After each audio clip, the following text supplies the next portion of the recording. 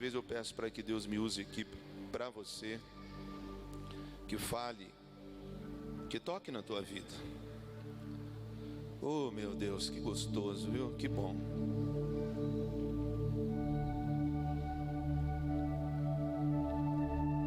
Nós amamos a tua presença, Senhor. Hebreus capítulo 10. Eu vou fazer uma pergunta para você antes de começar a ministrar. Eu vou fazer uma pergunta que eu vou deixar ela como tema dessa ministração também, tá? Você responde para você mesmo aí.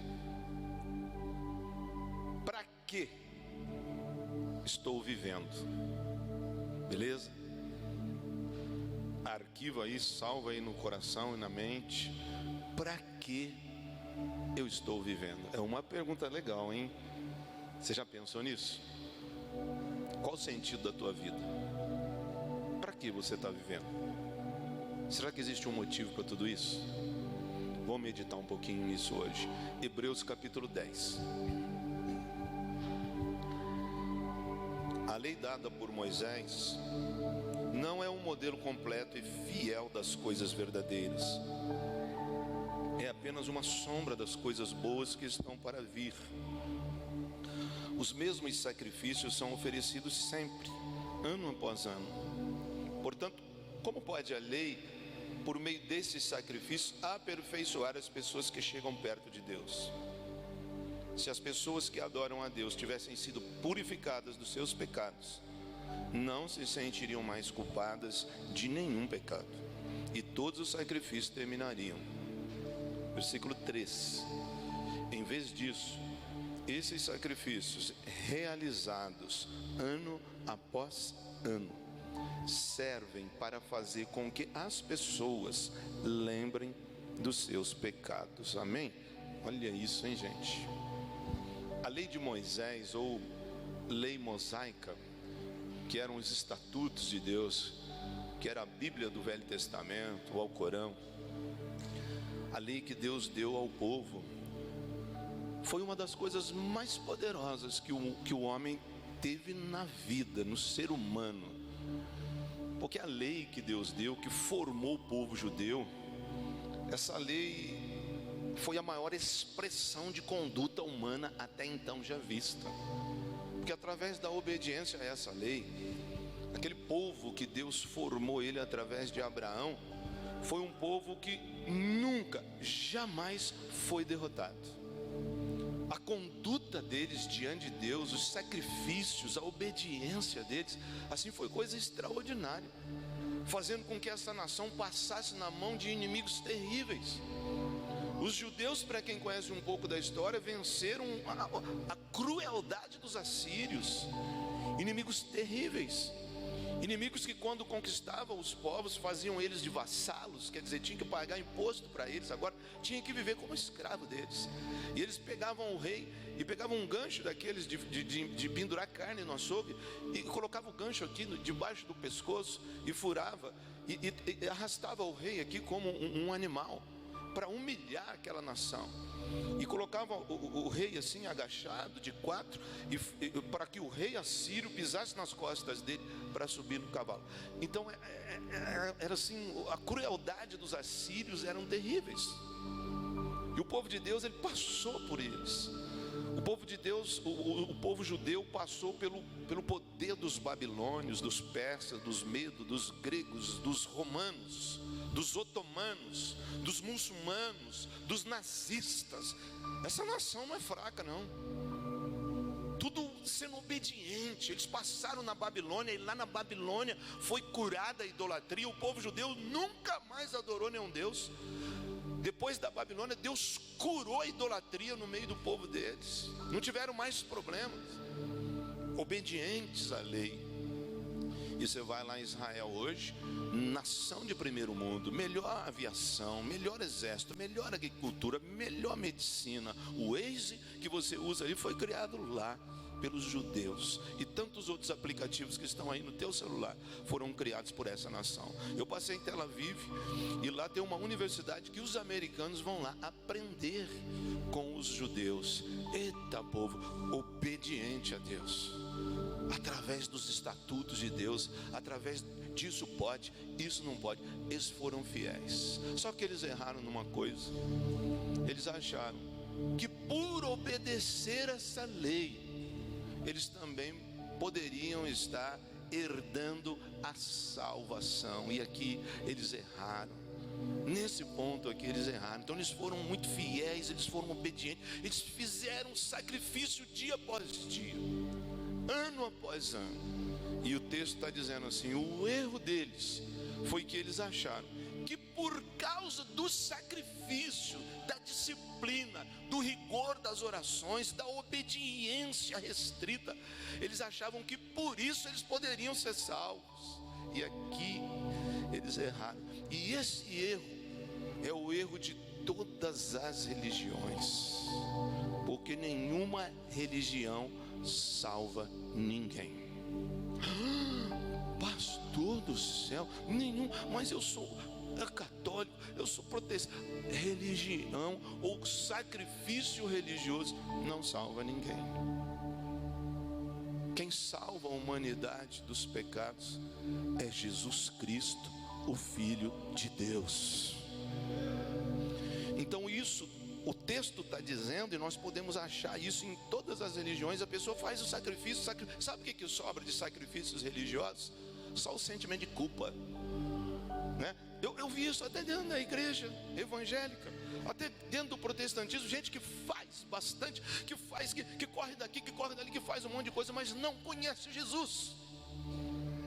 E no mesmo ponto que a pessoa está tão bem, no outro mês a pessoa desvia. E as pessoas perguntam: pastor, por que a pessoa desvia? Eu falei: porque ela estava fazendo apenas uma religião. O que ela estava fazendo, estava limpando, estava fazendo, mas ela esqueceu da coisa mais simples, que é aceitar Jesus, que é confiar em Jesus, para saber sim que a gente tem que fazer, que a gente faz o sacrifício, que a gente tem que orar, mas não é isso que salva. Nenhum ser humano salva ninguém, nenhum ídolo salva ninguém, nenhum Deus de D minúsculo salva ninguém. Quem salva o mundo, quem salvou o mundo já está feito, consumado, foi Jesus. É importantíssimo entender isso, porque é um risco muito sério. Você está na igreja, você fazer, e você esperar pelo que você faz. Você não deve esperar pelo que você faz, você deve fazer porque Ele já fez na tua vida. Nós fazemos por gratidão. Nós não fazemos porque através do nosso sacrifício é que nós vamos nos salvar. Dá para entender? Sabe, gente, há um erro muito grande. Porque quando o homem erra, quando o homem peca no pecado original, lá no Éden, ele não perde a inteligência. Quando da queda do homem, quando o homem ele perde, porque o homem antes do pecado ele falava com Deus todos os dias. Você já pensou que privilégio? Na viração do dia, o Senhor, o Criador, descia no Éden: Adão, onde você está? Eu estou aqui, Senhor. Vamos fazer um discipulado aqui, que legal, né? A tua Bíblia está dizendo que todo dia, na viração do dia, assim ao entardecer, Deus ia falar com o homem. Sabe que nós aprendemos com isso aqui? Que a palavra de Deus na tua vida, ela dura 24 horas.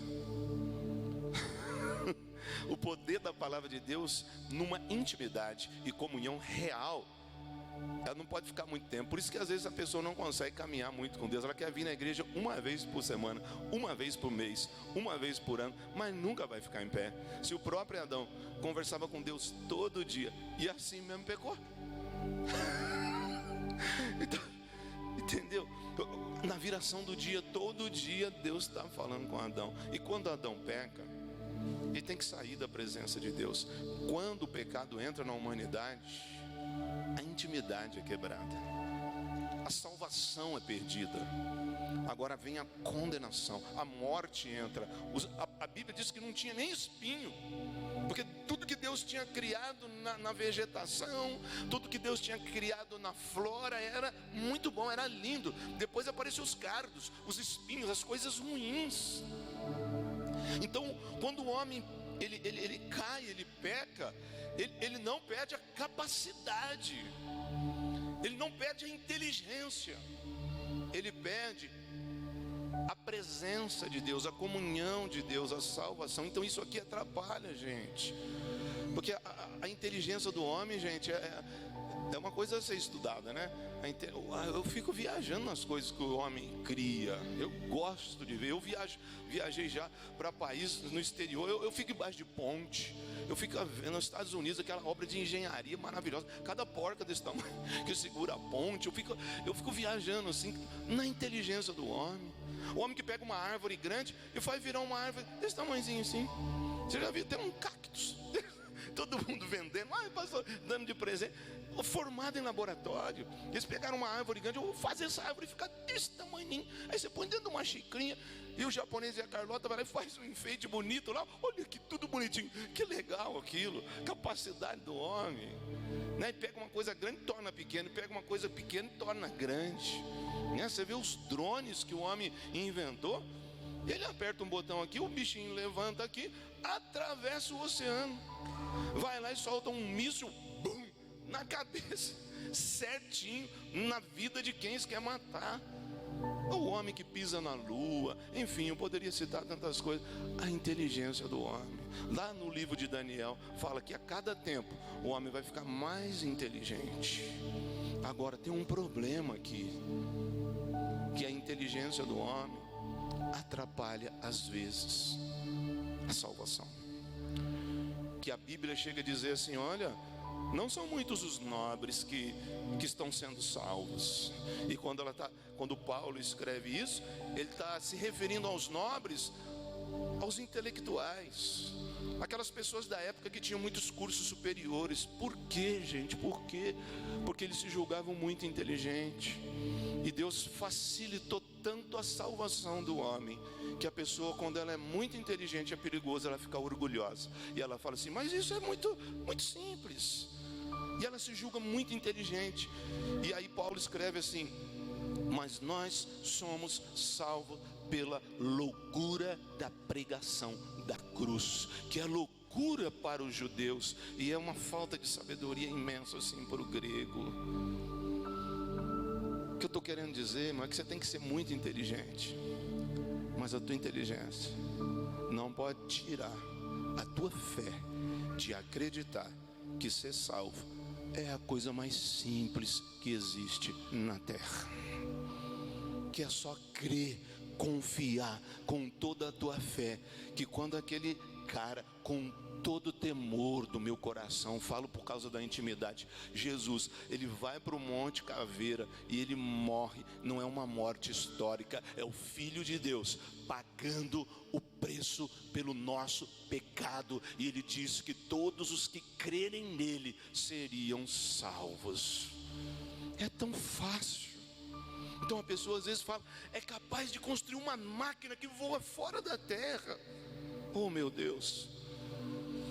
E não consegue entrar no céu, porque ele acha que é pelo que ele faz. Ele acha que é pela habilidade humana. Ele acha que é por causa da capacidade. E Deus simplificou isso. Deus simplesmente deu o que ele tinha de mais valioso no céu, o único filho dele. E ele ensina isso para o judeu que erra também. Ensina que, olha, para ser salvo é uma vida pela outra. Vocês estão sacrificando animal, vocês estão sacrificando cordeiro, mas isso está apontando lá para frente, que o verdadeiro cordeiro é o cordeiro de Deus que tira o pecado do mundo. Está falando de Jesus. Quando ele morrer, ninguém vai mais precisar tomar sangue, ninguém vai mais precisar acender vela, ninguém mais vai precisar morrer, ninguém mais vai precisar fazer nada. É somente crer naquele que morreu por nós, e ele prometeu que vai nos salvar. Então é um perigo muito grande, gente. Mais uma vez eu falo de uma palavra evangelística, uma palavra de salvação. Porque o que as religiões dizem por aí? Tem religiões que dizem assim, ó: a vida é uma só, morreu, acabou. Então aproveita aí, né? Atola o pé na jaca mesmo, vai, sai com todo mundo, tem vontade. Sabe qual que é uma das frases mais satânicas? Aproveita a vida porque passa rápido. Rapaz, sai fora disso aí, cara. Aproveita. Ó, outra frase satânica: você tem que ser feliz.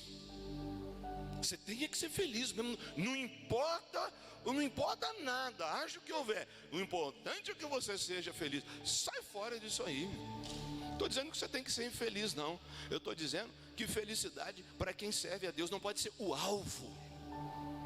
Que felicidade é uma promessa que Deus nos faz. O alvo tem que ser Jesus. O alvo tem que ser o céu. O alvo tem que ser as coisas de Deus. E Ele já prometeu que vai nos dar felicidade. Agora o que acontece é que nós buscamos a felicidade. E para isso nós quebramos o regulamento de Deus. Então tem religião que fala assim: aproveita essa vida aí. Você tem vontade, faz. Gente, vontade todo mundo tem. Nós estamos vivos, Mas por causa de Cristo, nós engolimos a nossa vontade. É onde Jesus falou: você quer ganhar a vida eterna? Então perde essa vida aqui. Perde essa vida aqui. Nesse sentido de pecado, nesse sentido de fazer qualquer coisa que o mundo faz. É isso aí que está levando um monte de gente para o inferno. Então alto lá dessas religiões que dizem assim: aproveita a vida, porque morreu, acabou tudo. Olha o que a Bíblia diz, Apocalipse 20:12. Vi também os mortos, tanto os importantes como os humildes. Quer dizer, está todo mundo lá, os bambambãs, as celebridades e os mais humildes, que estavam de pé diante do trono. Foram abertos livros, e também foi aberto outro livro, o livro da vida. Os mortos foram julgados de acordo com o que, olha isso aqui, gente, que cada um havia feito, conforme estava escrito nos livros. Dá uma parada aqui. Você consegue acreditar que tudo que você faz, existe alguém notando tudo? A Bíblia está dizendo que nós vamos ser julgados por cada coisa que a gente fizer. Eu não sei como, mas eu acredito na Bíblia. Vai abrir um livro lá e falar: ô fulano, mas por que eu não estou sendo salvo? É porque você estava na igreja, porque você ia quando não tinha o que fazer. Você achava muito esperto, porque o seu objetivo, a intenção do teu coração é ganhar dinheiro, era ter prazer na tua carne, era só isso. Olha aqui a intenção, está tudo marcado aqui. Ai meu Deus. Aí o mar entregou os mortos que estavam nele. A morte e o mundo dos mortos também entregaram os que eles tinham em seu poder. E todos, escute isso, e todos foram julgados de acordo com o que cada um tinha feito. Agora deixa eu te fazer uma pergunta. Você já viu julgar morto? Se julga morto, gente, o cara pega o carro, toma cachaça, não tem carta, fica bebum na madrugada, bate o carro lá, mata uma família que está viajando, uma família que não tem nada a ver com isso, ou atropela num ponto de ônibus. Todo fim de semana tem isso em São Paulo, e atropela 4 lá e mata todo mundo. E aquele cara morto, ele é pego assim morto e é colocado na frente do juiz lá: nós vamos julgar esse cara aí, nós vamos condenar ele porque ele tirou vida de gente inocente. Dá para julgar o morto? Sim ou não? Pô, morreu, acabou, meu. Esse cara está devendo, está livre. Esse cara fez bobagem, morreu, está livre. Não se julga morto nessa vida, aqui na terra. Mas a Bíblia está dizendo que os mortos serão julgados. Essa corrupção, cara, essa coisa que a gente ora, que a gente vota em gente de Deus para que nós tenhamos governantes que governam melhor, que não roubem tanto, que põem a Bíblia em cima da mesa, enfim, sabe, que se não der certo aqui, não tem problema. Mas lá, a Bíblia está dizendo, vão ser julgados lá. Vão ser julgados lá. Os mortos serão julgados. Ou seja, essa religião que fala assim: aproveita tudo aí que não tem mais nada. Olha aqui onde elas caem aqui, ó. Que a tua Bíblia está dizendo assim: nessa vida acaba, mas quando acaba essa vida, começa a tua eternidade. E aí você vai ser julgado por tudo que você fez. Você está achando difícil vir para a igreja? Alto lá. Aqui você engana todo mundo e tal. Mas está tudo sendo anotado, para que naquele dia lá todo mundo seja julgado. E a gente já sabe qual que é o final da história. Se o teu nome estiver no livro da vida, glória a Deus, possui o reino que desde o começo de tudo já está preparado. Agora, se o teu nome não está no livro da vida, você achou que a vida é isso que essa religião pregava? Vamos disputar de tudo. Quando der eu vou na igreja. Quando der, eu sou jovem demais, eu quero namorar, eu quero comer, eu quero sair, eu quero passear. Um dia nós vamos morrer. E aí vai vir o julgamento. Outras religiões diz que acredita na reencarnação, que nós como seres humanos nós vamos ficar morrendo, nascendo, morrendo, vai e volta, vai e volta, vai e volta, vai. Tem umas até que eu falo que nós vamos virar bicho, que a Lica vai ser uma borboleta bela, assim, tal, depois lá na outra vez ela vai ser uma leoa, vai ser uma nobreza, uma donzela. Isso fala isso, né? Tem religião que fala isso. Eu vim de uma religião que falava isso, acreditava em reencarnação. Então, vamos ver o que a Bíblia diz sobre isso. De que, né, a pessoa vai ficar nascendo e morrendo, nascendo e morrendo, acredita em reencarnação. Ou até que esse ciclo se acabe. Como as religiões, muitas religiões, né, ligadas no hinduísmo, falam que você vai ficar assim, né, depois esse ciclo vai parar. Aí você vai para um lugar. Olha o que a Bíblia diz dessas religiões que falam assim, que vai em reencarnação. Hebreus 9, 27, que diz assim: cada pessoa tem de morrer uma vez só e depois ser julgada por Deus. Poxa, cara, Beto? Não, se você quiser ir para o centro de macumba, se você quiser, eu já passei lá. A gente fala lá com preto velho, fala com essas bobeiras, tudo. Você acha que está falando com aquilo? Invocava o parente que já tinha lá. Minha mulher gostava disso aí. Eu vou lá que eu quero falar com a minha mãe que já morreu. Eu falei assim: vai lá, que eu não vou não. Ai, minha mãe está me chamando. Ai, gente, vamos parar com isso.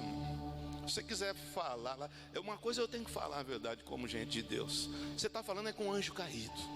Você não está falando com um parente. Você está falando com um demônio. Você está falando com um espírito imundo que engana. Não tem esse negócio não. O mundo já está acabando. E essa palavra aqui é para salvar a tua alma. Saber que existe dois lugares terríveis. Um lugar terrível e um lugar maravilhoso para se viver. Na presença de Deus ou separado de Deus para sempre. A Bíblia sua está dizendo: ao homem está ordenado morrer uma só vez, e depois disso vem o julgamento. Então pula fora desse negócio aí. Deus deixa você acreditar no que você quiser. Então existem muitas religiões. Mas vai ter outra chance. Não tem outra chance não. Ao homem está ordenado morrer uma vez. Aproveita a tua vida, cara, com Deus, porque a chance é uma só. Beleza?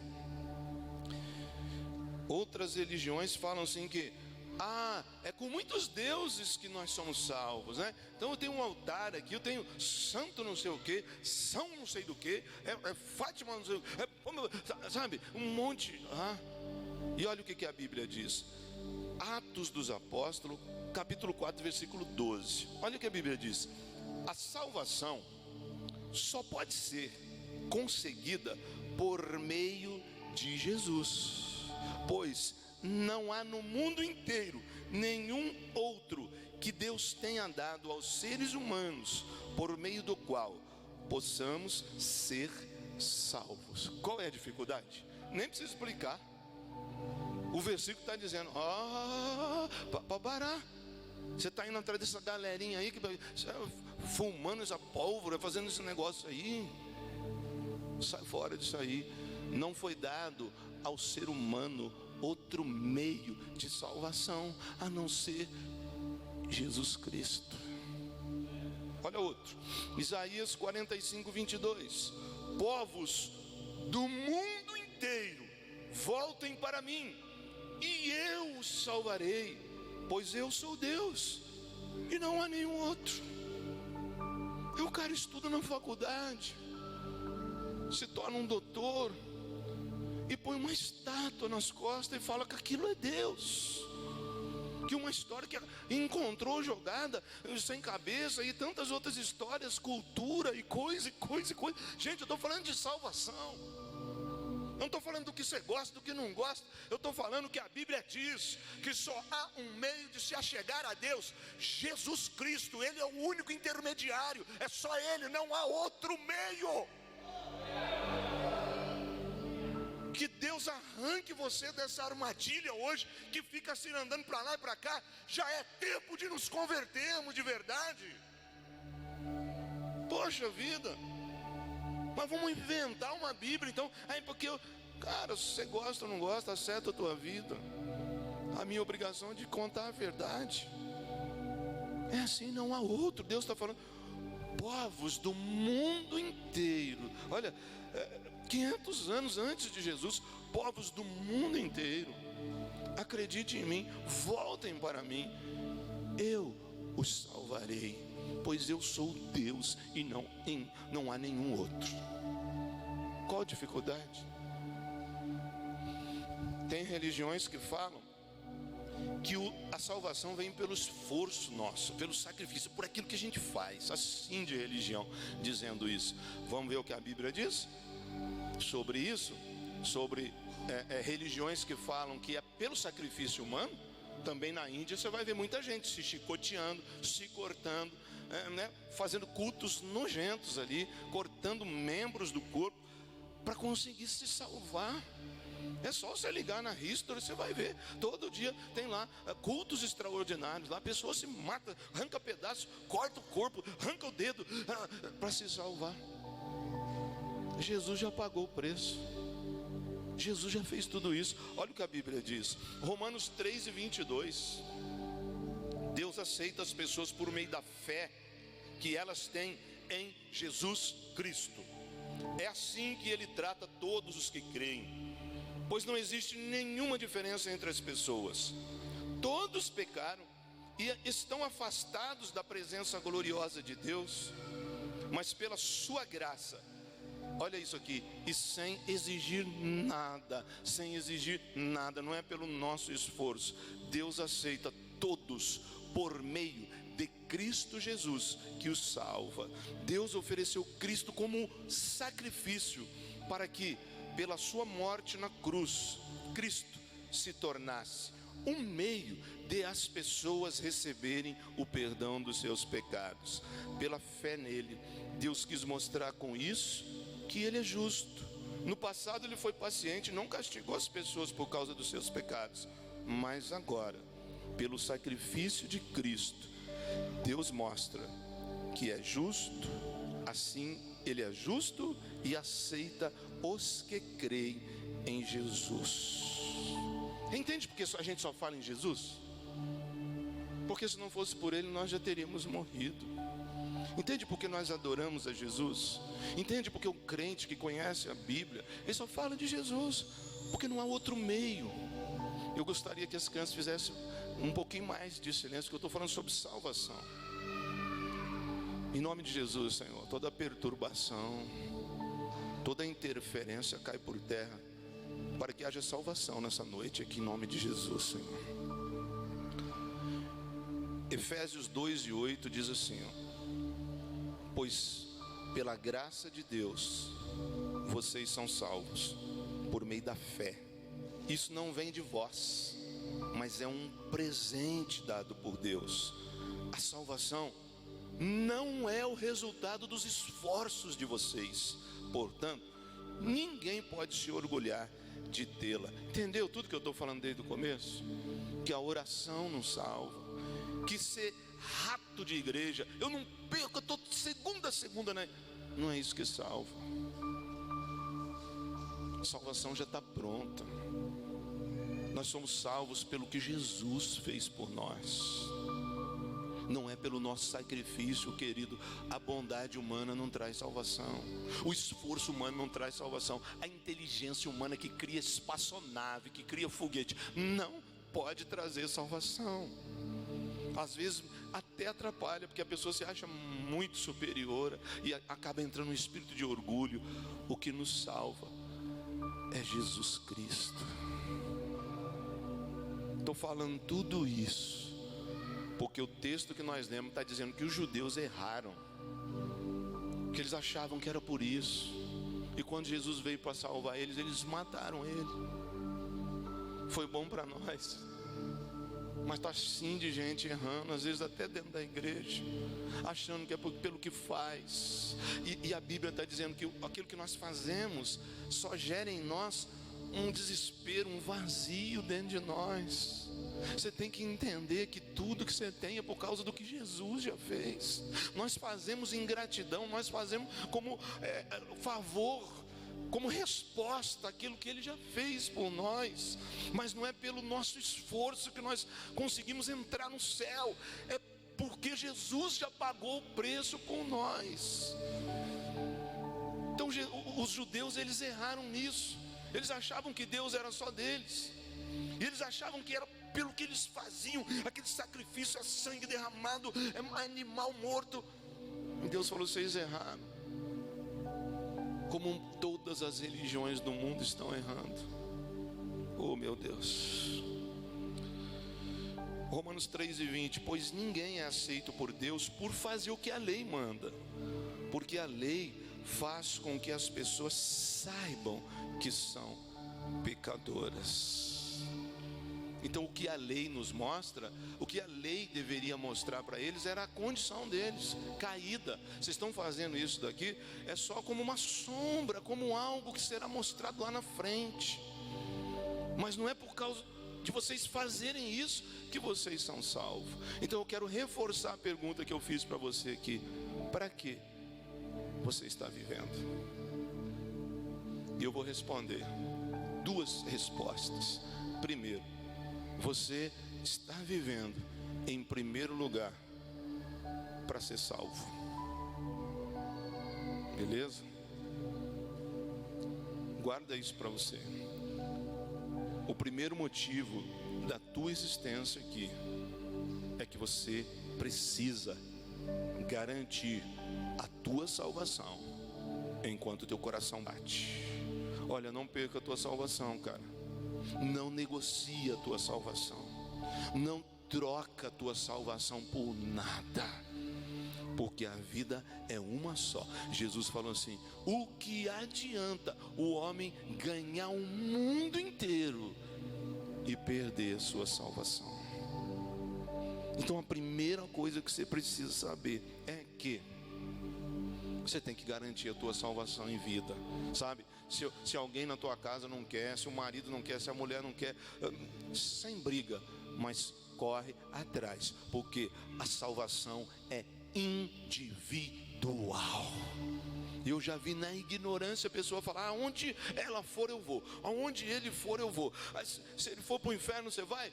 Eu vou. Não sabe o que tal. É uma loucura a pessoa falar isso. Ela não sabe o que ela está dizendo. Então, independente, perde tudo, gente. Ó, se for preciso perder emprego, perde. Se for preciso perder carro, perde. Se for preciso perder casa, perde. Mas não perde a tua salvação. Eu acredito que Deus não vai deixar você perder nada. Mas se tiver alguma coisa que está tomando o lugar da tua salvação, às vezes, vai fazer falta aqui. Mas você vai ver que vale a pena. Se você não entende isso, tua vida vai ser uma transição quase que insuportável e que não para. Aquele tipo de gente que está junto, que está fazendo, mas ele não é salvo ainda. Ele faz, mas você não consegue ver presença de Deus. Você não consegue ver nem salvação. Você não consegue ver nem alegria. Há uma promessa sobre as nossas vidas como igreja, que a alegria alegria do Senhor é a nossa força. Que nós, como filhos de Deus, que entendemos, gente, que passamos problemas na vida, mas entendemos que a qualquer momento que o nosso coração parar, nós vamos estar junto com Deus, nós vamos estar salvos, nós vamos estar eternamente com Deus. Nós não deixamos as coisas ruins tomar o maior presente que nós temos, que nós recebemos na vida, que é a nossa salvação. Então, em nome de Jesus, não perca a tua salvação. Entende isso, senão vai ficar aquilo que o texto de abertura dessa ministração trouxe. Esse sacrifício só fazem vocês lembrar das suas culpas, da sua desobediência e desse vazio que nós temos na alma. E eles faziam o sacrifício de manhã até o anoitecer. Legal, que bonito, que disciplina, que esforço humano. Não adiantava nada. Era só acreditar em Jesus. Era só mover o coração e falar: eu aceito, Senhor, eu acredito no Senhor, eu entrego a minha vida a Ti. Vem, Espírito Santo. E as coisas iam acontecer. Já está feito, gente. Mas é nessa vida que se define a nossa eternidade. Lembra que eu falei domingo passado? DDD, decisões determinam o nosso destino. Decisões determinam o teu futuro. A tua salvação ou a tua condenação, Deus colocou na tua mão. Você vai praticar a religião que você quiser, você vai frequentar o lugar que você quiser, mas você tem que saber da verdade. Só existe um caminho, o novo e vivo caminho: Jesus Cristo, o Cordeiro de Deus que tirou o pecado do mundo. Segunda resposta. Primeiro, para que você está vivendo? Para que você está vivendo? Primeiro, para garantir a tua salvação. Segunda resposta: para que você está vivendo? Para servir a Deus. Porque não adianta você achar: eu estou salvo, e achar que está tudo bem, agora eu não preciso fazer nada. É aqui que é o contrário do negócio. Enquanto os judeus erraram, achando que é pelo que eles faziam, que é pelo sacrifício humano que eles garantiam salvação, tem um outro povo que erra também. Eles aceitam Jesus, daí eles sentam e falam: eu vou plantar aqui, eu não vou fazer mais nada. E aqui está um grande erro. Porque o complemento da nossa salvação é fazer pela vida dos outros. O complemento da nossa alegria, o complemento, não da salvação, não. O complemento do nosso comprometimento com Deus é nós servirmos a Deus, é amar a Deus. Primeiro mandamento: amar a Deus acima de todas as coisas, com toda a nossa força, com todo o nosso gás, com todo o nosso entendimento. Segundo mandamento: amar o próximo como a ti mesmo. Ou seja, eu vou garantir a minha salvação e eu vou oferecer a minha vida para trabalhar para Deus. Sabia que isso está escrito na Bíblia? O que está escrito lá em João 3,16? Deus, vamos falar junto? Deus amou o mundo de tal maneira que deu seu Filho unigênito, para que todo aquele que nele creia não pereça, mas tenha a vida eterna. E em 1 João 3,16, o que está escrito? Olha isso aqui, é o contrário. Sabemos o que é o amor por causa disto: Cristo deu a sua vida por nós. Por isso, nós também devemos dar a nossa vida pelos nossos irmãos. Olha isso, cara. Não tem jeito não, cara. Eu fiz uma conta muito louca aqui, eu vou te passar e nós vamos orar. Você imagina, Jesus, ele chegou a um ponto, ele falou assim: em verdade vos digo que eu vou, mas eu vou enviar o Espírito Santo. Por que Jesus enviaria o Espírito Santo? E Jesus não enviou o Espírito Santo porque nós somos bons, nem porque nós merecemos, mas ele enviou o Espírito Santo porque é a única força divina que opera na nossa vida para nós cumprirmos o que ele mandou, para nós cumprirmos a grande comissão, para nós cumprirmos o ID de Jesus. Agora você imagina uma coisa: se Jesus estivesse hoje na terra, se hoje fosse o tempo em que Jesus estivesse no mundo, onde ele estaria hoje? Lá em Israel, beleza? Ele estaria lá em Israel. E nós estamos acompanhando aqui pela televisão, pela internet. Nossa, Jesus está lá, está fazendo milagres. É demais, multidões e multidões atrás dele. Então, se nós quiséssemos ver Jesus, se nós quiséssemos falar com Jesus, como que nós teríamos que fazer? Nós teríamos que subir a São Paulo, pagar uma passagem de avião, voar para Tel Aviv, pegar um ônibus e rodar 4 horas até Jerusalém, e lá nós íamos estar no lugar que Jesus está. Mas com certeza nós tínhamos que ir para um hotel, pagar a nossa estadia lá, porque estaria assim de gente. Como que Jesus atendia todo mundo lá? Imagina você chegar lá, talvez nem fosse atendido, aquela multidão, né? Pega uma senha aí, talvez tivéssemos que esperar semanas. Então fiz uma conta assim, para falar com Jesus hoje, vamos supor que Jesus disponibilizasse 60 segundos para atender cada pessoa, 1 minuto para cada pessoa, porque não dá para dar muito tempo, né? Então Jesus fala, muita gente, é uma multidão. Se ele desse 1 minuto para cada pessoa e trabalhasse 14 horas por dia, ele atenderia 840 pessoas por dia, beleza? 840 pessoas por dia. Em um ano, ele atenderia 306.600 pessoas. Detalhe, trabalhando 14 horas por dia, atendendo uma pessoa por minuto. 840 pessoas por dia. Em um ano ele atenderia 306.600 pessoas. Será que dá para aguentar um ministério desse? Atendendo gente assim?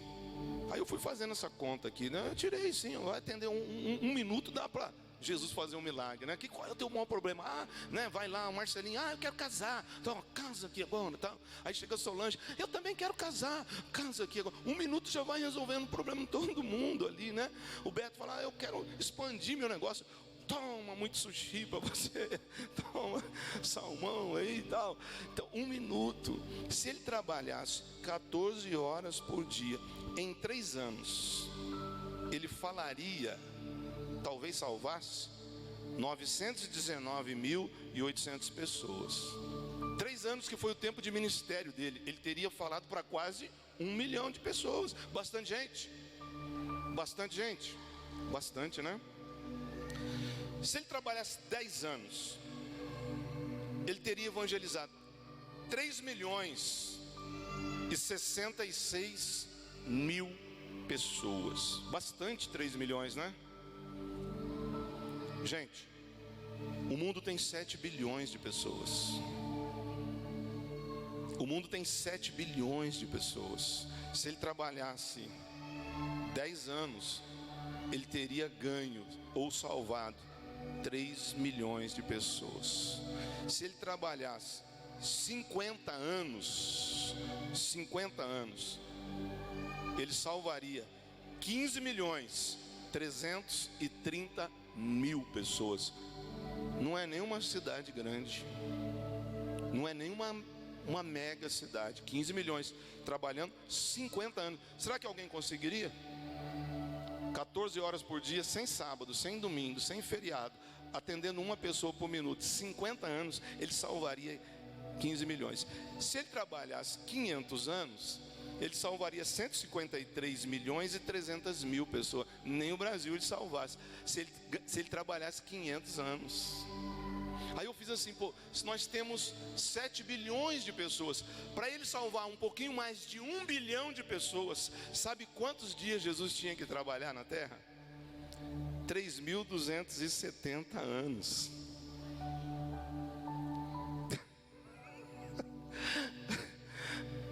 O que eu estou querendo dizer com isso? É que quando ele fala assim, eu vou mandar o Espírito Santo, porque esse trabalho de ganhar o mundo humanamente para um só é impossível. Eu vou enviar o Espírito Santo, porque vocês vão em todas as nações e vão falar do meu amor, e vão evangelizar, vão batizar eles no nome do Pai, do Filho e do Espírito Santo. E onde vocês estiverem, eu estarei com vocês.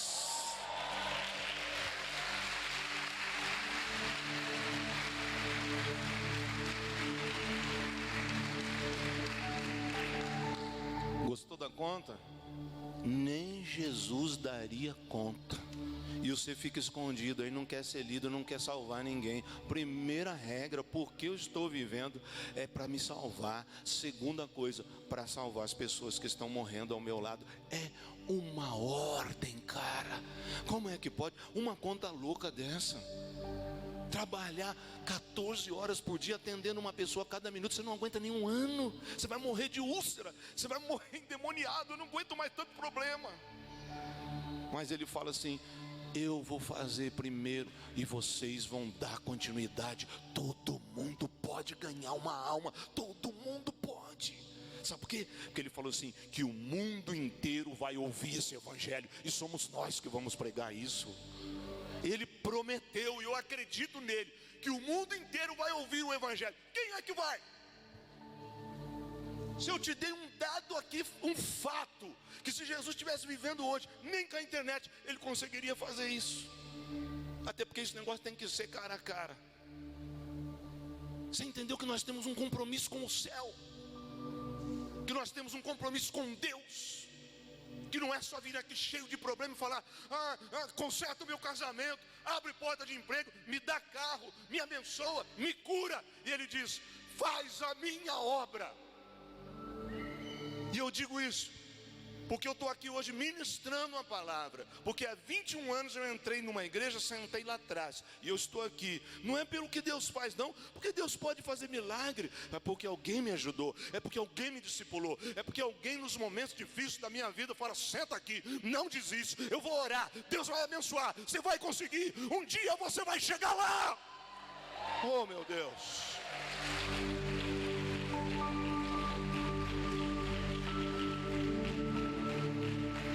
Agora você imagina Jesus sozinho, com 12 caras problemáticos. Pedro um dia tá bom, outro dia não quer. Ninguém pode chegar perto que eu vou brigar, comigo aqui eu não levo desaforo para casa. Aí pega Tomé, tá junto e nem acredita. E já pensou a cabeça de Jesus? Gente, eu tenho que pregar o reino do céu. O reino do céu chegou até vós. Arrependei-vos dos vossos pecados. E aí Tomé assim: não estou acreditando muito não. Que dureza. Dá tempo de ter que salvar o mundo inteiro e ainda cuidar do problema dos discípulos? Dá tempo? E por que você fica enchendo o teu líder de problema, ao invés de trazer mais um? Aí meu casamento, é você que casou, é você que arrumou esse osso. Era um filé, agora lambuza na gordura. Imagina quanto casal que vai ser da hora. Era filézinho, o problema é teu que não investe na sua mulher. Agora, meu irmão, não dá tempo mais. Você se acha no caminho de Deus, você vai ficar reclamando desse problemaço aí até quando, cara? Tua vida não é reclamar, a tua vida é estender uma porta de salvação para os perdidos. Buscar em primeiro lugar o reino de Deus e a sua justiça, e todas as coisas que você precisa vai bater na tua porta e vai correr atrás de você. Deus prometeu isso, cara. Poxa, chega. É um problema. Quem não tem problema? Para não ter problema você tem que morrer com Jesus, senão você tem um problemaço.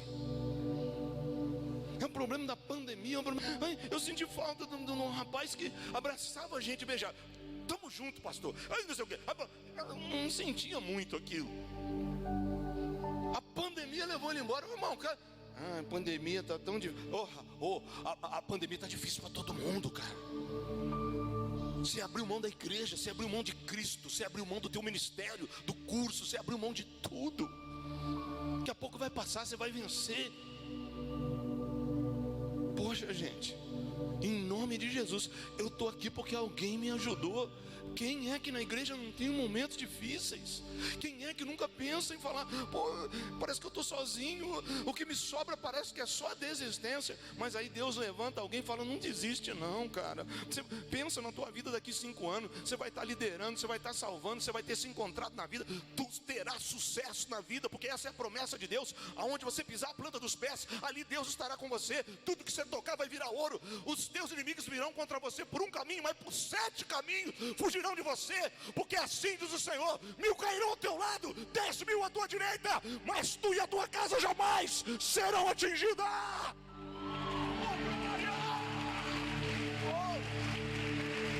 Vambora, gente. Oh, glória.